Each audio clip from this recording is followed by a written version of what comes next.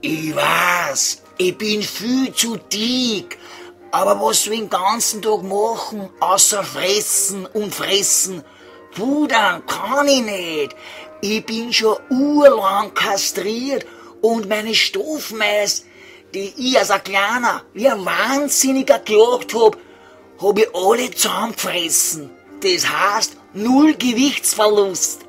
Hier und da probieren meine Adoptiveltern, sprich der Herr Trottel und die Frau Trampel, aus mir eine beutegierige Raubkatz zu machen, indem sie mir kunterbunte Ballerl zuschupfen. Aber bei mir haben sie ein Beidel. Ich spül auf Scheintod. Ja, und da hören sie sofort auf mit dem Balischupfen, rennen zu mir, streicheln mich sanft wie 2 Nudelwolger und schreien sie hysterisch an. Der Burli ist tot! Der Burli lebt nimmer! Unser Burli ist hergegangen! Das kann's nicht sein! Burli, Berli, mach auf! Berli, Burli, komm zurück! Ja, und weil mir das minutenlange Klagegeschrei total am Arsch geht, pfach ich's voll an, meine depperten Eltern. Und schon halten sie die Goschen vor lauter Angst und sind mucksmäuschenstill.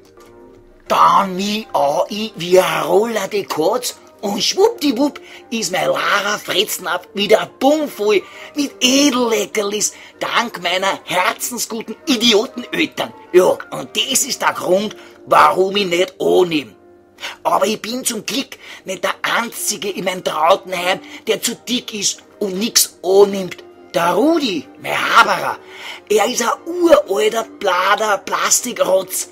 Den hab ich nie fressen gesehen und trotzdem ist er ein Opfer der Fettsucht.